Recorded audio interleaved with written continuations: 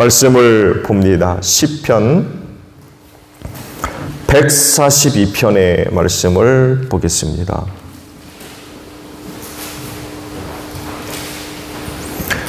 시편 142편의 말씀을 봅니다. 나는 소리를 높여서 주님께 부르짖는다.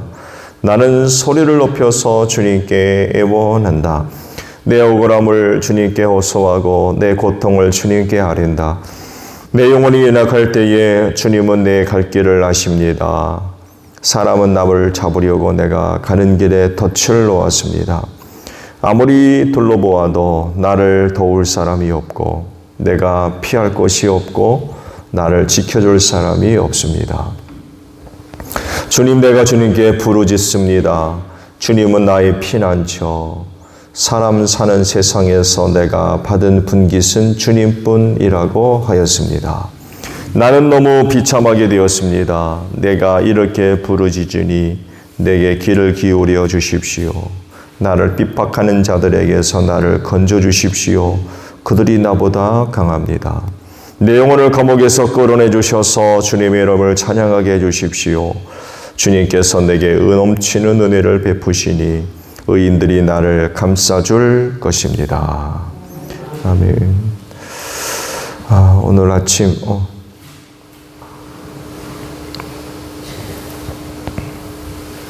오늘 아침에는 3절 상반절에 있는 말씀을 봅니다. 내 영혼이 연약할 때 주님은 내 갈 길을 아십니다. 라는 말씀입니다.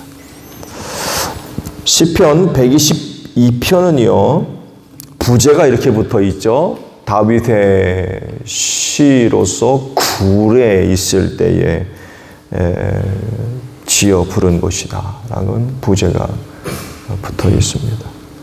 그러면 그 굴은 어디란 얘기입니까? 마실 가서 쉬려고 들어간 굴입니까? 뭐 어떤 굴입니까? 다윗이 굴에 들어간 이유는 사울 때문이었죠.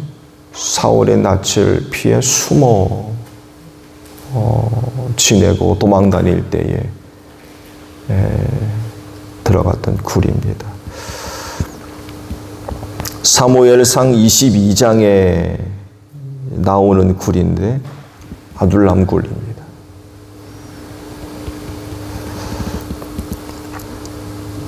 사울의 추적을 피해 블레셋 가드왕 아기스에게로 이제 첫 번째 피신을 한 일이 있지요. 모두 아기스 왕에게는 두 번 이제 피신한 일이 있었는데 그 첫 번째 이제 아기스에게로 피신할 때입니다. 그곳에서 과거 골리앗을 쳐 죽인 행적이 드러나는 바람에 위기를 이제 맞이하게 됐지요. 그래서 그 위기를 벗어나기 위해 번개 같은 기지를 이제 발휘해서 침을 질질 흘리면서 미친 척을 했죠. 가까스로 그곳을 벗어나서 다윗이 그날로 피한 굴이 아둘람 굴입니다. 이곳에 머물렀을 때 지은 시가 바로 142편이라는 거죠. 다윗이 이런 고백을 해요. 내 영혼이 연약할 때에 라고 고백을 합니다.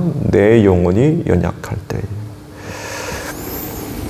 사람은 몸만 지닌 존재가 아니죠. 영혼을 소유한 영적인 존재입니다. 왜냐하면 처음부터 하나님께서 사람을 지으실 때에 당신의 닮은 존재로 지으셨기 때문에 그래요. 하나님은 지극히 영적인 분이지요. 그래서 이런 영적인 하나님과 교제하려면 사람 역시 영적인 부분이 반드시 있어야 되겠죠.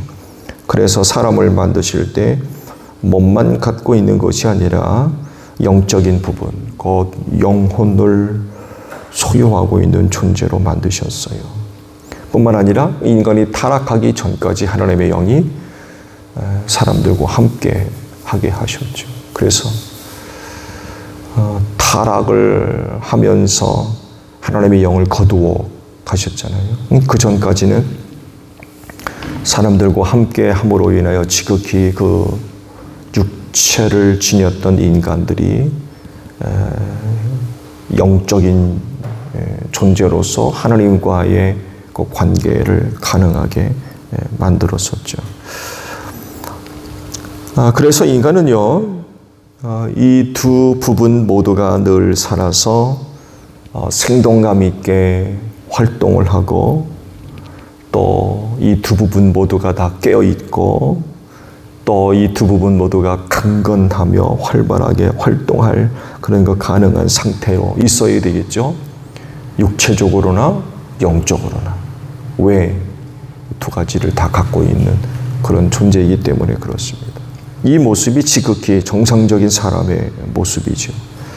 그리고 이런 모습으로 존재해야 되죠. 이건 의무입니다. 그렇게 지음받은 존재로서의 의무예요. 영적으로나 육적으로나. 그런데 안타깝게도 대부분의 사람들은 한 부분에만 관심을 기울이고 있죠. 즉 몸뚱아리, 육체. 이 몸을 위해서 얼마나 많은 관심과 또 노력과 투자를 쏟고 있는지 몰라요. 그런데 이에 반해서 다른 한 부분, 즉 영적인 부분에 대해서는 아예 그 존재 자체를 알지를 못해요. 있는 걸 모른다는 거죠. 그래서 이 부분에 대해서는 거의 관심을 갖고 있지 않습니다. 그래서 그 결과가 뭐냐라고 할 때 많은 사람들이 멸망할 수밖에 없다는 거죠. 왜? 육체가 죽을 때 영혼도 함께 멸망하기 때문에 그렇습니다. 육체를 위해서만 그렇게 관심을 기울이고 영혼에 관해서는 전혀 관심을 갖고 있지 않으니까. 육체가 영원합니까? 죽으면 다 흙으로 돌아가잖아요. 육체가 없어질 때 영혼도 사라지고 마는 거죠. 지옥에 들어가는 거죠. 지옥으로. 그렇기 때문에 그리스도인은 이 영적인 부분에 대해서 많은 그런 관심을 가지고 있어야 되겠죠. 왜냐하면 결국 영혼이 사는 건 몸이 아니라 영이기 때문에 그렇습니다. 육은 흙으로 돌아가 없어지죠. 그러나 그 영혼은 그렇지 않습니다. 육체와 같지 않습니다. 하늘나라에 가든지 지옥으로 떨어지죠. 이런 결과를 생각해 본다고 하면 영혼에 관해서 정말 깊은 관심을 가져야 되겠죠. 다윗이 고백하는 것 같이 영혼이 연약할 때에 어떤 일이 일어나요? 그걸 주님이 아신다는 거예요. 어디로 가는지, 그 길이 어떤지를 주님이 아신다는 거예요. 어떤 일이 일어나니까 주님이 아신다고 하는 거겠죠. 영혼이 연약할 때 가는 길, 어떤 길입니까? 영혼이 연약할 때는 어떤 일이 벌어지는 거예요? 영적인 상태를 좌우하는 것은 무엇보다도 하나님과의 관계에서 가장 큰 영향을 받는다고 볼 수 있죠. 즉 하나님과의 관계가 어긋나게 되면 영적 위기가 발생할 수밖에 없습니다. 이렇게 되면 악한 영들이 역사하기 시작하죠. 그래서 죄의 유혹에 노출되고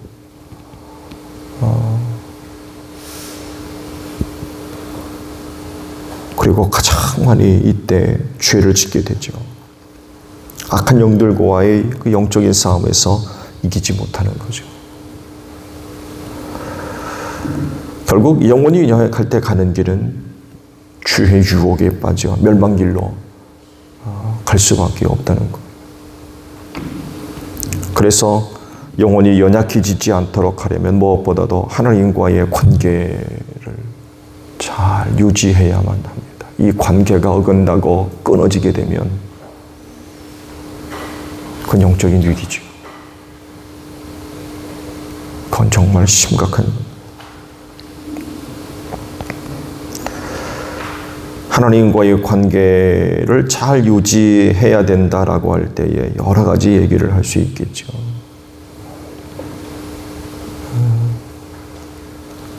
성경이 하나님과의 관계를 이야기할 때에 여러 많은 것들을 말씀을 하지만 그 모든 것들을 다 한 곳으로 묶어서 이렇게 표현을 하세요.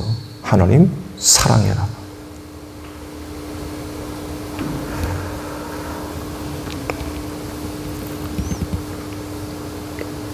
이 사랑은 말씀에 순종하는 것도 있죠. 그리고 영혼이 연약해지지 않도록 하는 데 있어서 빠질 수 없는 게 기도 생활이 되겠고요.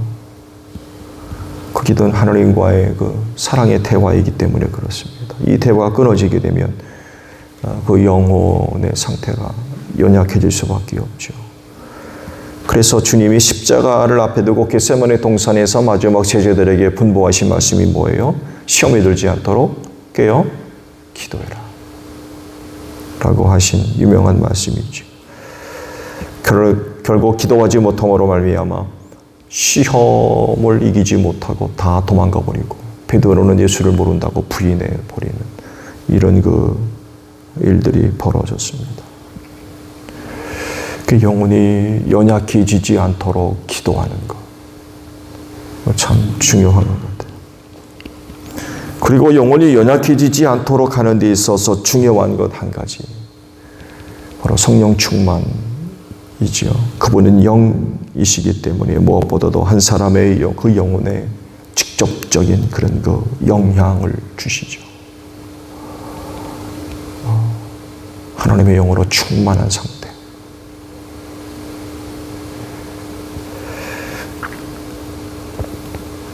흥미로운 사실이 드러납니다.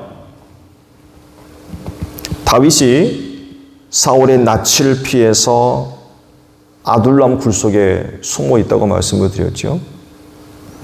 근데 언제까지나 거기 있을 수 없잖아요. 사울이 항상 찾아다니니까. 그래서 다시금 아둘람 굴을 나와가지고 더 안전한 곳으로 피신을 하게 되는데 그곳이 바로 모압 땅으로 들어갑니다. 모압 왕에게 식구들 다 데리고 갑니다. 이전까지는 다윗 혼자만이 숨어 지내게 됐는데 아둘람 굴에 숨어 있으면서 변화가 나타나요. 사울 왕에게 등진 사람들, 이런 사람들이 다윗에게로 모여듭니다. 그러면서 군집을 이뤄요. 그때 최초로 400여 명이 그때 모입니다. 그리고 그의 식구들이 거기 찾아옵니다. 그리고 그들을 데리고 모압 땅으로 들어가요.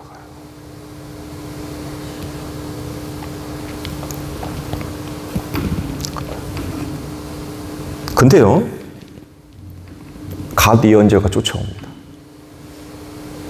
갓 예언자가. 그리고는 뭐라고 얘기하냐면 당신이 여기 있으면 안 됩니다. 유다로 돌아가십시오. 그런 얘기를 해요. 강권합니다. 당신이 여기 있으면 안 된다.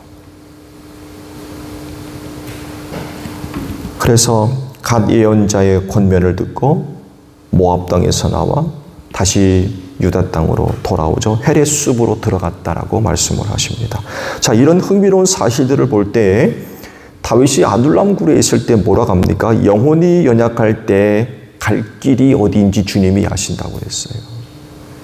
그 길이 어떤 길이냐?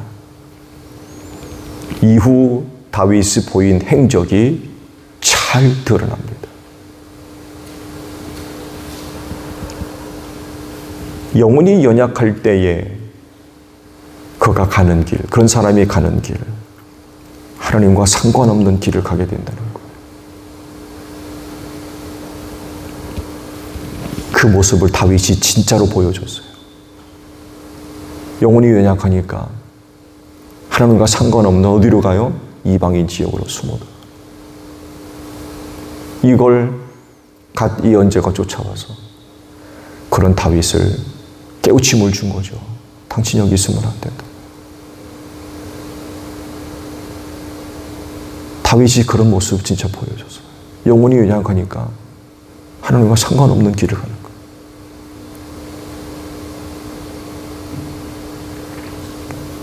해서는 안 되는 행동을 한다는 거죠. 마치 아브라함이 가나안 땅을 떠나서 이집트 내려간 일이 있었죠. 기근 때문에. 표면적으로는 기근이라고 얘기하지만 더 근본적인 원인은 아브라함의 영적인 상태가 온전하지를 못했던 거예요. 영적으로 너무나도 연약해요. 영혼이 연약한 거예요. 더 근본적인 원인은 바로 여기에 있다는 거죠. 영혼이 연약해지고 병들고 지치고 힘이 없게 되면 말씀드린 대로 하나님과 전혀 관계없는 길로 나아가게 됩니다. 시험과 환난과 유혹을 이기지 못하기 때문에 그래요. 그 영혼이 강건해야 되는데 연약하니까 못 견디는 거예요.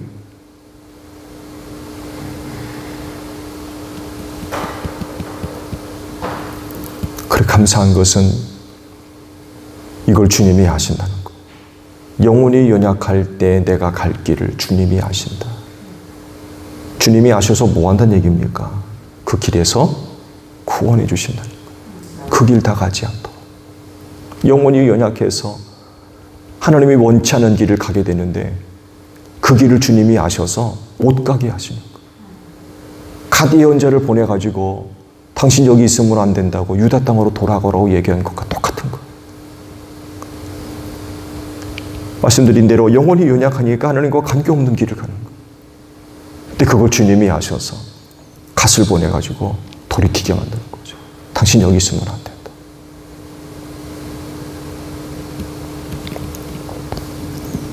하나님께로 돌아가게 하는 거죠.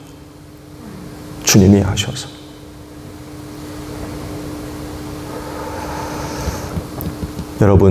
여러분의 영혼이 연약해지지 않도록 잘 관리하시기 바랍니다. 육신을 위하는 것만큼 영혼을 위해서도 우리는 관심을 기울여야 될 겁니다.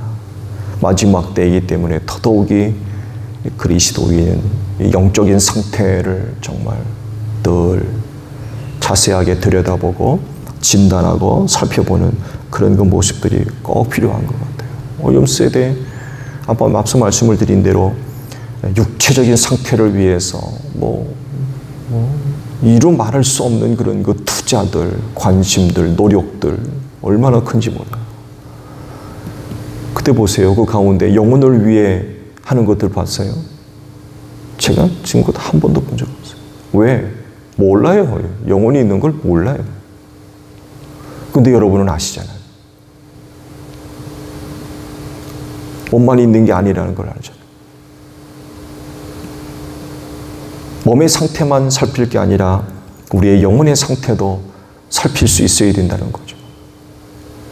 그래서 연약해지지 않도록 늘 살펴야 되겠다는 거죠. 그래서 혹 내 영혼의 상태가 연약한 그런 그 상황이라고 하면 빨리 회복할 수 있도록 조처가 내려져야 되겠죠. 내 영혼이 왜 이렇게 무슨 이유로 인하여서 이렇게 연약한 상태에 있는지.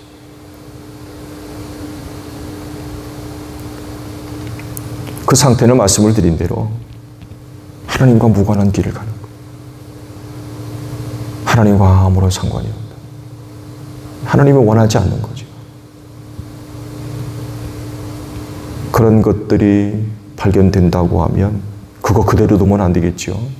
빨리 그 영혼이 정상적으로 회복하는 일을 위해서 애써야 될 것 같아요.